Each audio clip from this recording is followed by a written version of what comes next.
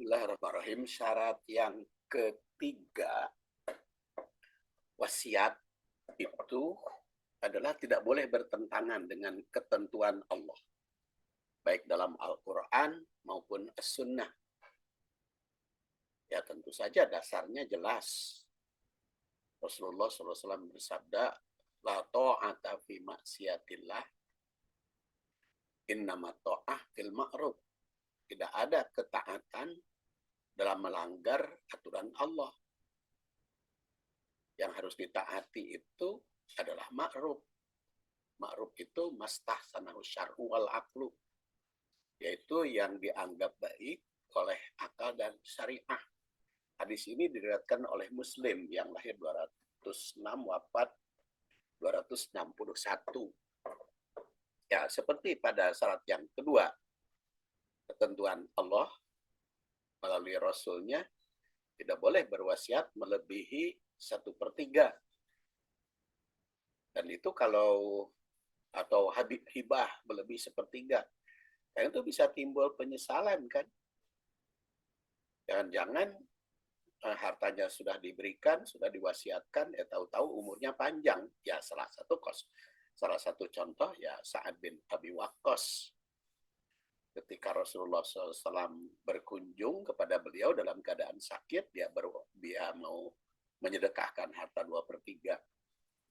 Lalu dilarang oleh Rasul, atau mau berwasiat setengah, lalu dilarang hanya 1/3. Ternyata kan Sa'ad bin Abi Waqqas juga umurnya masih panjang.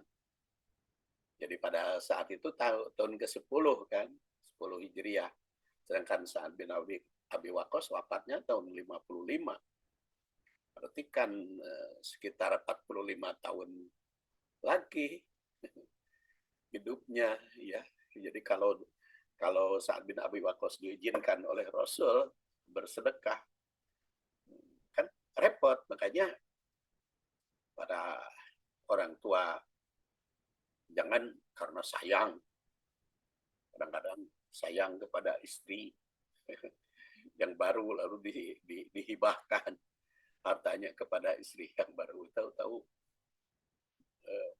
hidupnya masih panjang, istrinya meninggal lebih dulu, diwariskan ya.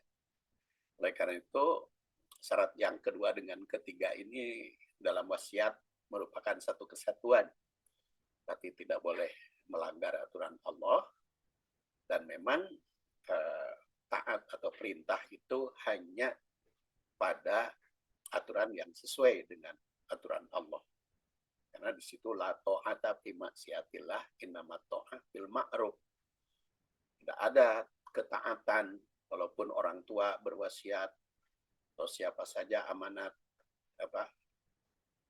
nitip berita atau pesan kepada kita, harus dikoreksi dulu, cocok tidak, sesuai tidak dengan aturan Allah. Atau riwayat Ibnu Hibban kalimatnya la ta'ata li basyarin fi maksiatillah. Tidak boleh taat kepada orang di dalam maksiat kepada Allah. Ini hadis yang isinya senada dengan hadis ini juga diriwayatkan oleh Ahmad, Bukhari, Muslim, Abu Dawud, Tirmidzi, Baihaqi, Ibnu Huzaimah, dan juga termasuk Al-Hakim. Ya, di sini menunjukkan batasan taat seseorang kepada orang lain tuh tidak dibolehkan menaati aturan Allah, walaupun yang menyarankan atau yang memerintahkan itu orang tua. Makanya wasainal insana biwalidahi husna itu ada kalimat wa in jahadaka litusyrika bi ma laysa laka bihi ilmun fala tuti'huma.